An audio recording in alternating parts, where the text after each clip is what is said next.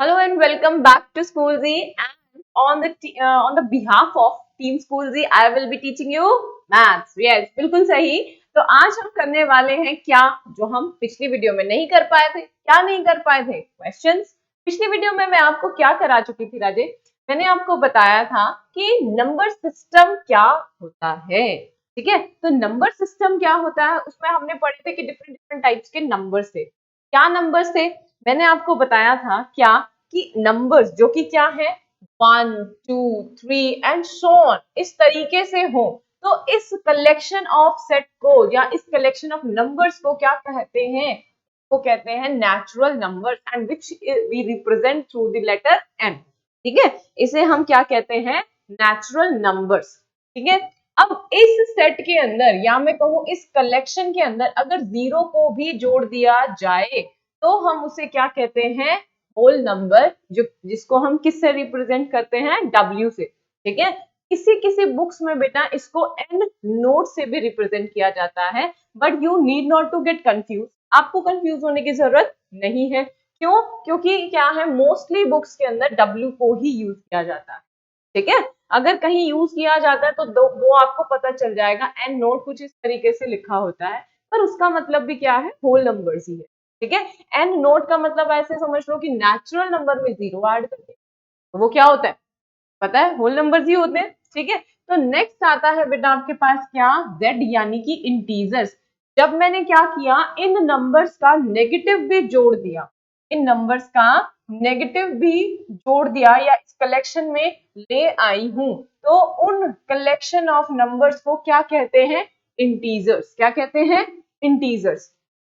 जिसको हम किससे रिप्रेजेंट करते हैं? Z से. ठीक है, इसको हम रिप्रेजेंट करते हैं Z से. अब इसके बाद एक और सेट हमने पढ़ा था, वो क्या था कि कलेक्शन ऑफ द नंबर्स.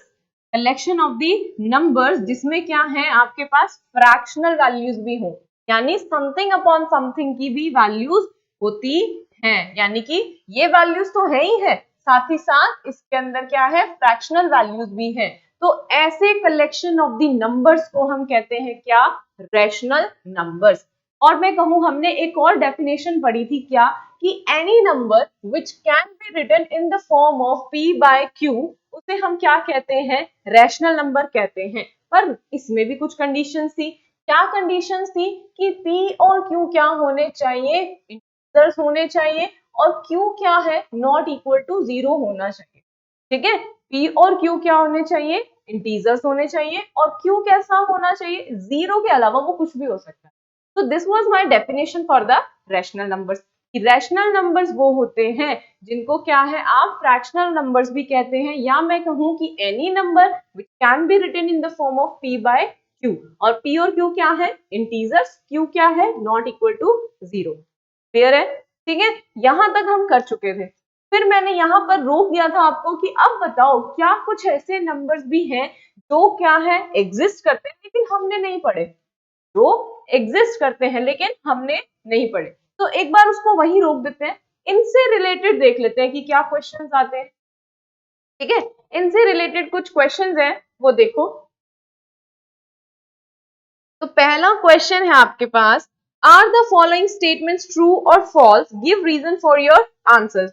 मतलब क्या हो गया कि आपके पास क्वेश्चंस आ गए थ्योरेटिकल फॉर्म में, कि थ्योरी से रिलेटेड क्वेश्चंस है कि यस और नो, ट्रू और फॉल्स. ठीक है, देखो पहला पार्ट क्या है बेटा? पहला पार्ट है every whole number is a natural number. Every whole number is a natural number. Is it true और फॉल्स? आ जाते हैं होल नंबर्स में. होल नंबर्स दिख रहे हैं आपको, यहाँ लिखे हुए हैं कि होल नंबर, क्या हर एक होल नंबर क्या है? नेचुरल नंबर है? आप कहोगे हाँ जी मैम यस है. कब है?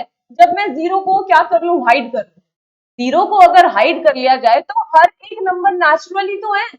हमने क्या बनाया था? होल नंबर कैसे बनाया था? We made whole number by just adding a zero. लेकिन अगर जीरो की बात करी जाए तो क्या जीरो नेचुरल नंबर है? नहीं है. यानी मुझे एक नंबर तो ऐसा मिल गया जो कि क्या है? होल नंबर तो है बट नेचुरल नहीं है. तो that means what? Every whole number is a natural number. तो गलत हो गया, तो फॉल्स हो गया. दैट मीन्स फर्स्ट का आंसर आपके पास क्या हो गया? जीरो की वजह से ये क्या हो गया? फॉल्स हो गया. फर्स्ट का आंसर हो गया फॉल्स. क्यों? वो कह रहा था हर एक होल नंबर नेचुरल होना चाहिए. मैंने कहा मान लेते हैं, लेकिन जैसे ही जीरो पे बात आई, जीरो होल नंबर तो है लेकिन क्या नेचुरल है? नेचुरल तो स्टार्ट ही कहाँ होते हैं, 1 से शुरू होते हैं। क्लियर हुआ? ठीक है, चलो नेक्स्ट देखते हैं। नेक्स्ट है every integer is a rational number. Every integer is a rational number. अब देख लेते हैं, इंटीजर आपके सामने ही लिखे हुए मैंने काफी सारे। Every integer is a rational number. तो बेटा समझो रैशनल क्या है? Any number which can be written in the form of p bye q। ठीक है, हर एक वो नंबर जिसको p अपॉन q की फॉर्म में लिखा जा सके वो नंबर कैसा होता है? रैशनल होता है, प्रोवाइडेड q कैसा हो? Not equal to zero. p और q कैसे होने चाहिए? इंटीजर्स होने चाहिए। तो इंटीजर के नीचे, सबके नीचे अगर upon one upon one upon one करके लगा दिया जाए, यानी 3/1 -1/1 लिख सकते हैं कि नहीं, है ना? तो इस तरीके से क्या मिलता है मुझे? हर एक नंबर को, इनफैक्ट अगर मैं जीरो की भी बात करती हूँ तो I can write zero as 0/1, है ना? अपॉन में जीरो नहीं आना चाहिए, यानी कि डिवाइजर जीरो ना हो लेकिन डिविडेंड तो हो सकता है। क्लियर है? डिविडेंड जीरो हो सकता है लेकिन डिवाइजर नहीं होगा। अगर डिवाइजर जीरो हो गया तो वो एक नॉट डिफाइंड टर्म बन जाएगा। ठीक है, तो देखो यहां पर मैं हर एक इंटीजर को रैशनल नंबर की फॉर्म में लिख सकती हूँ। तो that means this statement is true. ये तो क्या हो गया? ट्रू हो गया कि every integer is a rational number. तो ये आप समझ पा रहे हो कि आपसे थ्योरी क्वेश्चन किस तरीके से पूछा जा सकता है। अगर आपको क्या है, ये डेफिनेशंस क्लियर हैं कि नेचुरल नंबर क्या होता है, होल नंबर क्या होता है, इंटीजर्स क्या होते हैं या रैशनल नंबर्स क्या होते हैं, तो आप आसानी से इन क्वेश्चंस का, इन सवालों का जवाब दे सकते हैं। ठीक है, जैसे कि मैंने दिया, दे सकते हैं ना।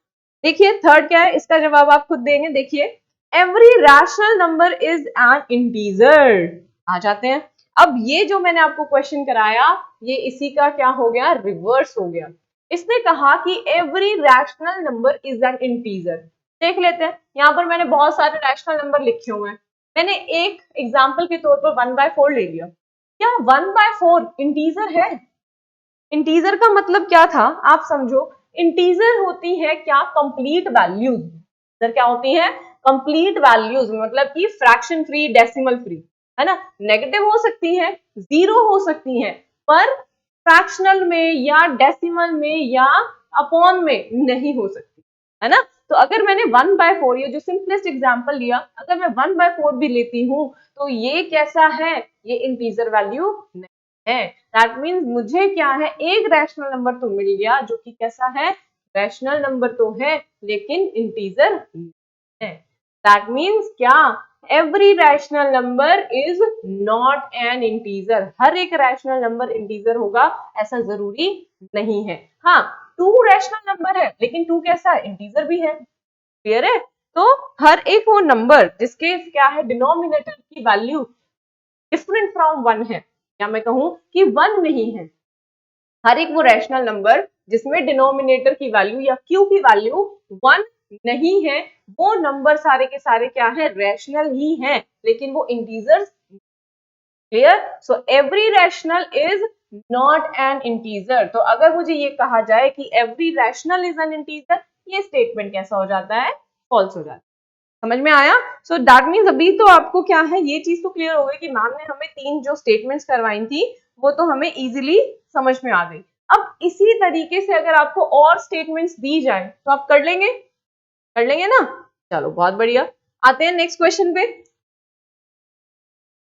तो नेक्स्ट क्वेश्चन आपके पास आता है क्या? Find 5 rational numbers between 1 and 2। यानी 1 और 2 के बीच में आपने 5 रैशनल नंबर्स निकालने हैं। रैशनल नंबर्स बोले तो मैम ऐसा नंबर जो कि कैसा है? p बाय q की फॉर्म में है। p और q इंटीजर्स है, q not equal to 0। But the question is how to find, कैसे निकाला जाए 1 और 2 के बीच के नंबर्स के बीच में क्या है रैशनल, कौन से होंगे? हमें ये तो पता है कि infinitely many numbers are there between two numbers, है ना? दो नंबर्स के बीच में बहुत सारे नंबर लाई करते हैं, बट उनको निकाला कैसे जाए? देखिए इसके दो तरीके हैं, हम दोनों ही डिस्कस कर लेते हैं। पहला क्या है? पहला तो तरीका ये है कि दो नंबर जो आपको दे दिए गए ना, उनको क्या करो, जैसे मैंने कहा 1 और 2 के बीच में आपने क्या है? रैशनल नंबर निकालना है। तो क्या किया, 1 और 2 को ऐड करके 2 से डिवाइड कर दिया, ठीक है। तो क्या मिलेगा मुझे यहाँ पर, मुझे मिलेगा 3/2 and that is a rational number. आप चाहो तो इसको डेसिमल फॉर्म में भी लिख सकते हो, चाहो तो इसको आप कैसे ऐसे ही रहने दो, ठीक है। तो ये तो क्या हो गया बेटा, एक आपने देखा हो, it is just finding the mid value, किसी भी दो नंबर्स के बीच में उनके बीच का पार्ट कैसे निकाला जाता है, दोनों नंबर्स को ऐड कर दिया और डिवाइड कर दिया 2 से। तो ये तो हो गया मेथड क्या, मिड वैल्यू से, कि कैसे रैशनल नंबर निकालना है by the method of mid value method. अब क्या किया, आपको ये पता है कि इन दोनों के बीच में एक नंबर लाई करता है क्या, 3/2, ठीक है। अब क्या करो, 1 और 3/2 के बीच में नंबर निकालो। 1 और 3/2 के मिड में क्या नंबर लाई करेगा, 1 प्लस 3/2 अपॉन 2। तो जब मैंने इसे सॉल्व किया, यहाँ पर एलसीएम मेथड लगाया, ये मुझे मिलता है क्या, 5/2, दैट मीन्स एलसीएम लिया 2, तो ये कितना आ गया, 2 प्लस 3, 5/2, और डिवाइड में 2 है, तो ये क्या हो गया, 1/2 एंड इट रिजल्ट्स टू 5/4, ठीक है, समझ में आया। तो अब मेरे पास क्या है, 1 और 2 के बीच में 2 रैशनल नंबर्स आ गए, 3/2, 5/4, चाहिए कितने, 5। तो आप क्या करो, सिमिलरली 3/2 और 2 के बीच में फिर से क्या करो, रैशनल नंबर निकाल लो। 3/2 और 2 के बीच में कैसे निकालेंगे, दोनों नंबर्स को ऐड करा, डिवाइड किया 2 से। जब इसे सॉल्व किया तो सेम एलसीएम मेथड से मेरे पास क्या आया बेटा, 4 plus 3, 7/2 into 1/2, that means by 4, ठीक है। So this is a method जिसकी हेल्प से आप क्या कर सकते हो, आप रैशनल नंबर निकाल सकते हो। बट ये मेथड थोड़ा कैसा हो जाता है, टाइम कंज्यूमिंग हो जाता है। क्यों, क्योंकि मुझे क्या है, एक एक रैशनल नंबर मिल रहे हैं, हर एक रैशनल नंबर के लिए मुझे कैलकुलेशन नया करना पड़ता है ना। तो इससे बचने के लिए क्या है, मेरे पास एक और तरीका है, क्या, आप क्या करो, जितने भी आपको रैशनल नंबर्स फाइंड आउट करने हैं उसके अंदर एक ऐड कर दो। ये कितने करने, total 5 rational number find out करने, तो 5 में एक ऐड कर दो, एक ऐड किया तो कितना हो गया, 6।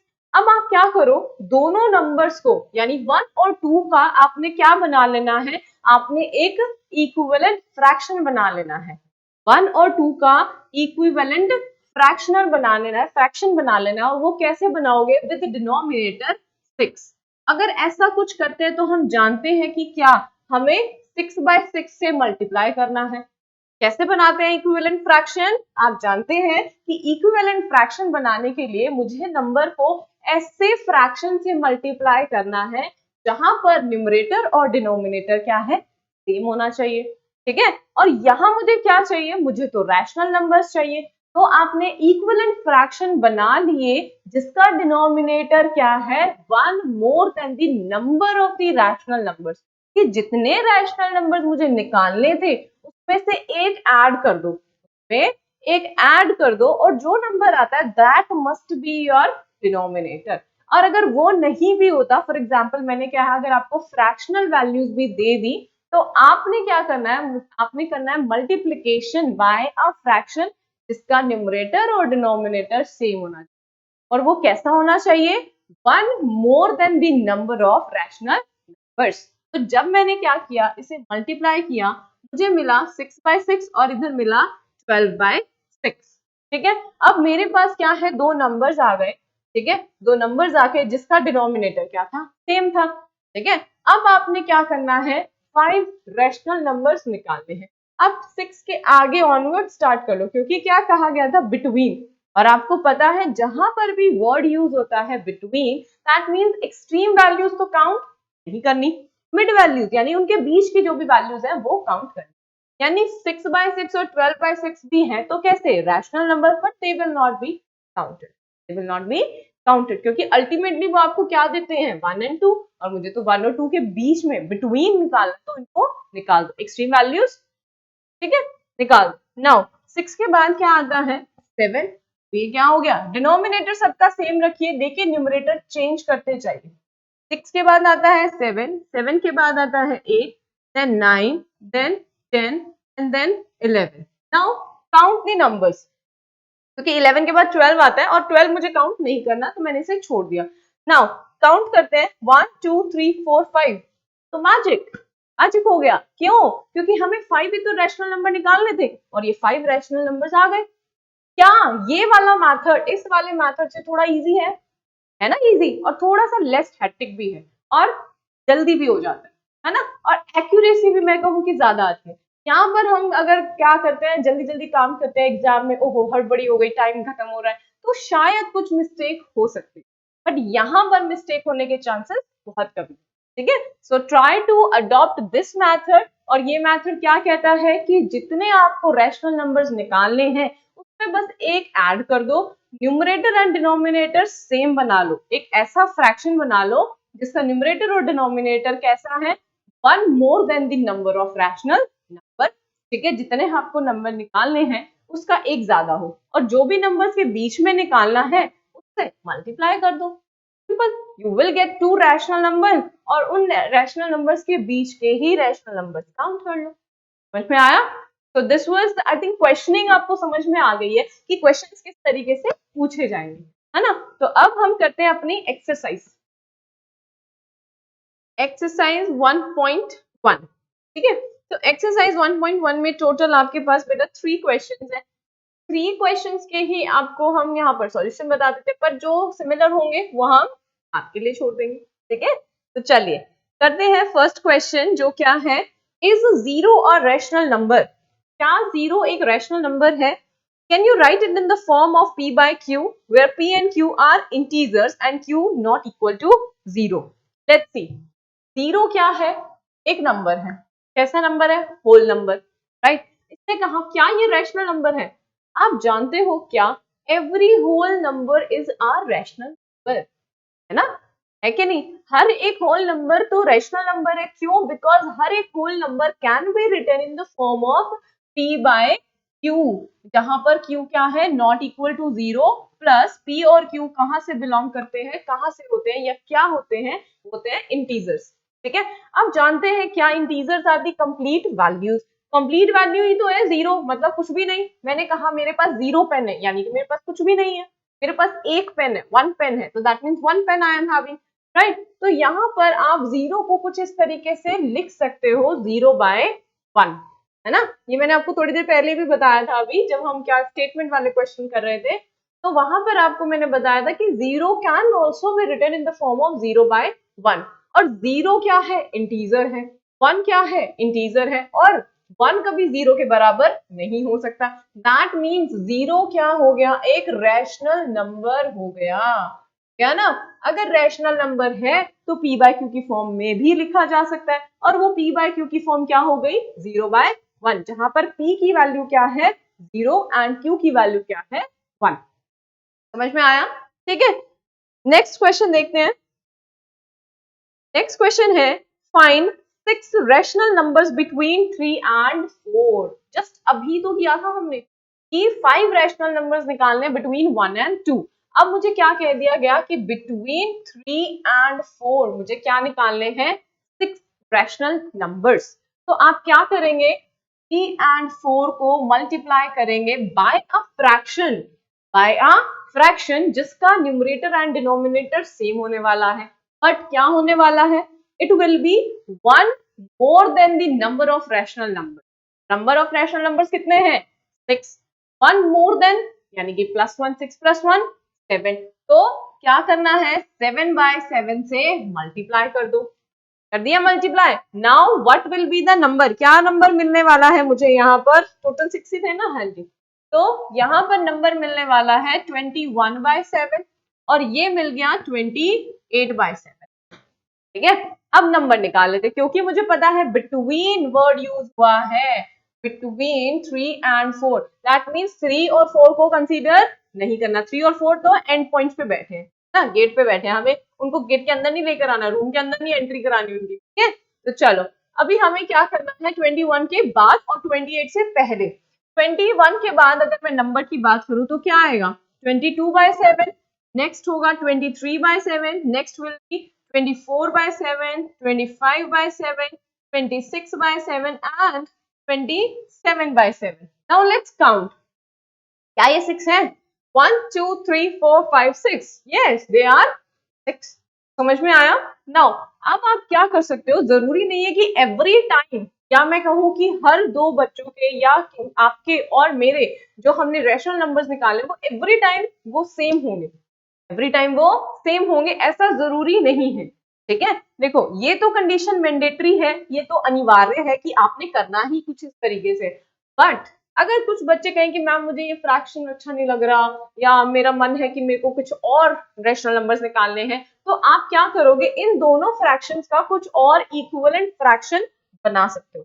इक्विवेलेंट फ्रैक्शन बनाने के लिए अगेन स्टेप क्या रहता है, क्या प्रोसीजर रहता है, that you have to multiply the numbers by a fraction जिसका न्यूमरेटर एंड डिनोमिनेटर सेम हो। ठीक है, यहाँ पर कोई कंडीशन नहीं है कि वो न्यूमरेटर और डिनोमिनेटर क्या होने वाला।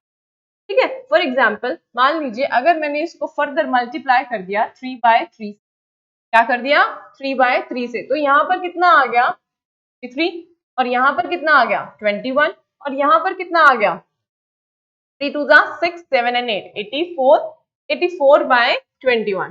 ठीक है, समझ में आया? तो now I am having the number 63/21, 84/21। आप चाहो तो इनके बीच में निकाल लो नंबर्स, क्या आएंगे इनके बीच के नंबर, 64/21, 65/21, 66/21, सो ऑन। अब ऐसा जरूरी नहीं है क्या कि 63 और 84 के बीच में क्या है, 6 ही रैशनल नंबर्स होंगे। ठीक है, इनके बीच में बहुत सारे रैशनल नंबर्स होंगे, that you keep on counting, वो आप निकाल सकते हो, आपको जैसी जरूरत है according to the demand of the question you can solve it. ठीक है, समझ में आया? तो इट इज नॉट नेसेसरी कि two answers will be same, कि अगर किसी बच्चे ने कुछ आंसर दिया है तो उसका मैच होगा किसी और बच्चे के आंसर।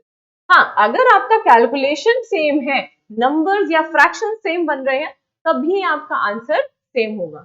ठीक है, चलिए देखिए नेक्स्ट क्वेश्चन, कि find 5 rational numbers between 3/5 and 4/5। अरे ये तो 4 क्वेश्चन है, मैंने आपको स्टार्टिंग में कहा था कि 3 क्वेश्चन है, 3 नहीं ये तो 4 क्वेश्चन है, तो total there are 4 question. Okay, don't get confuse कि मैम कुछ और करा रही है। तो देखो थर्ड क्वेश्चन ये है कि find 5 rational numbers between 3/5 and 4/5, यानी बिटवीन वर्ड यूज हो गया, यानी कि आपने 3/5 और 4/5 को तो एंट्री एग्जिट पे रख देना है, इनके बीच की वैल्यूज निकालनी है। और कैसे निकालनी है, कितना, कैसे, आपने सेम मेथड अडॉप्ट करना है कि इन फ्रैक्शंस को मल्टीप्लाई करना है, किससे, बाय अ फ्रैक्शन जिसका न्यूमरेटर एंड डिनोमिनेटर क्या है, सेम होने वाला है। और वो क्या होने वाला है, 1 मोर than the number of rational numbers. जितने मुझे निकालने, मुझे कितने निकालने, कहा था कि 5 रैशनल नंबर्स निकालो बिटवीन दीज टू नंबर्स, तो 5 + 1 कितना हो गया 6, 6/6 से मल्टीप्लाई कर दो। ठीक है, बाय 6 से मल्टीप्लाई कर दो, you will get the fraction, कितना मिलेगा 18/30, और यहाँ पर मिलेगा 24/3। समझ में आया? 18/30 एंड 24/30 निकाल लो, क्या आएगा, दैट इज योर होमवर्क। अब मैं इसको सॉल्व नहीं करने वाली, because on the same lines you can do this question. Fine, so ये मैं आपके लिए छोड़ रही हूँ, हम लोग डिस्कस करते हैं नेक्स्ट क्वेश्चन। चलो, coming to the next question. Next question is now your theoretical question. जैसा सिमिलर क्वेश्चन हम एक बार कर चुके हैं स्टार्टिंग में ही, क्या है कि स्टेट ट्रू एंड फॉल्स, यानी कि whether the following statements are true और false and give reasons for your answers. That this time also आपको क्या है, रीजन स्टेट करना है। मैं आपको वर्बली बता देती हूँ, but you can note it down on your own in your notebooks. ठीक है, देखिए पहला है, every natural number is a whole number. हर एक नेचुरल नंबर क्या है, होल नंबर है। आप जानते हैं नेचुरल नंबर कहाँ से स्टार्ट होते हैं, 1 2 3 4 5, है ना, नंबर्स या कलेक्शन ऑफ द नंबर्स जो कि 1 से स्टार्ट हो रहे हैं एंड सो ऑन, कहां तक जा रहे हैं, जहां तक काउंटिंग हम कर सकते हैं।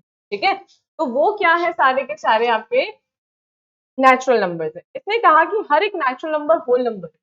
तो कोई भी नंबर उठा लो आप, आपने उठा लिया 2, क्या 2 होल नंबर है, यस होल नंबर। 5, क्या 5 होल नंबर है, यस। तो होल नंबर क्या है, whole number simple natural numbers का ही तो कलेक्शन है, बस एक ही तो एलिमेंट एक्स्ट्रा है। याद करो, अभी मैंने करवाया था आपको सारे के सारे जो रिकैप किया था हमने, उसमें हमने नेचुरल नंबर्स को एज इट इज नीचे उठा लिया, बस एक एडिशन कर दिया, क्या, 0 का। दैट मीन्स हर एक नेचुरल नंबर क्या है, होल नंबर है। लेकिन अगर रिवर्स की बात कर दी जाए, have every whole number is a natural number. Is it true? It is not true. क्यों? क्योंकि वहां पर एक जीरो आता है, होल नंबर में एक जीरो आता है जो कि नेचुरल में नहीं होता। ठीक है, समझ में आया? तो reason you can state on your own. क्या स्टेट कर सकते हो आप अपनी मर्जी से, आप कुछ कैसे भी स्टेटमेंट बना सकते हो। You can write the collection of all the natural number start from one onwards, और जो होल नंबर्स हैं वहां पर तो जीरो से स्टार्ट हो रहे हैं, है ना? तो आगे आने वाली चीजें तो होंगी ही होंगी। चलो, तो इसका आंसर क्या हो गया? ट्रू। नेक्स्ट है every integer is a whole number. Every integer is a whole number. अब ये देखो, इंटीजर वैल्यूज क्या होती हैं? कंप्लीट वैल्यूज, या मैं कहूं कि जब होल नंबर्स हम लोग डिफाइन कर रहे थे वहां पर क्या आ गया था, एक जीरो और ऐड कर दिया था नेचुरल में, तो हमने उस कलेक्शन को नाम दे दिया था होल नंबर। ठीक है, उस होल नंबर के कलेक्शन में जब मैंने क्या कर दी, नेगेटिव वैल्यूज को और इंक्लूड कर दिया, यानी -5, -4, -1 सो ऑन, अगर ये सब चीजें या ये सब नंबर्स भी ऐड कर दिए तो वो कलेक्शन ऑफ द नंबर्स क्या कहलाता था? इंटीजर। समझ में आया? यानी इंटीजर में ना कुछ एक्स्ट्रा ऐड हो रहा है, नेचुरल नंबर से कुछ ऐड हो रहा है, होल नंबर से कुछ एक्स्ट्रा आ रहा है इंटीजर में। तो हाउ इट इज पॉसिबल कि हर एक इंटीजर को होल नंबर कहा जाए? मैंने कहा -3, आप आ जाओ यहाँ पर। -3 क्या है? एक इंटीजर वैल्यू है, but is it a whole number? है ना, ये होल नंबर तो स्टार्ट ही जीरो से हो रहे हैं, वो पीछे तो जा ही नहीं सकता। हाँ, आगे वाली कितनी मर्जी वैल्यूज की हम बात कर सकते हैं, जैसे कि मैं कहूँ 5, 5 एक इंटीजर वैल्यू है, ये क्या होल नंबर है? Yes, it's a whole number. But negation के लिए या नकारात्मक अगर मुझे प्रूव करना है तो सिर्फ एक की ही जरूरत है कि -3 मेरे पास ले लिया, या मैं कहूँ all the negatives of the numbers they are integers. वो इंटीजर में तो आते हैं पर होल में नहीं आते। तो इसका भी आंसर क्या होने वाला है? फॉल्स। क्या हो जाएगा? फॉल्स। लेकिन अगर उल्टा कह दिया जाए, उल्टा कैसे? Every whole number is a integer, is it true? Yes, है ना? होल नंबर क्या है? सारे के सारे पॉजिटिव इंटीजर्स ही तो हैं। ठीक है, समझ आया? एंड यहाँ पर आप क्या रीजन लिखने वाले हैं? रीजन यही आ जाएगा कि negative are not the whole numbers, negative of the numbers are not whole numbers. ठीक है, थर्ड आ जाते हैं, every rational number is a whole number. Every rational number is a whole number. Rational number क्या whole number होते हैं? अब आ जाते हैं, कोई भी एक एग्जांपल ले लो रैशनल नंबर का। रैशनल नंबर अभी मैंने डिस्कस किया था 0/1। अगर मैं एक नंबर लेती हूँ, क्या 0/1, 0/1 कैन बी रिटन एज 0। क्या ये एक, क्या पूछा है मुझसे? Whole number. क्या ये होल नंबर है? Yes, it's a whole number.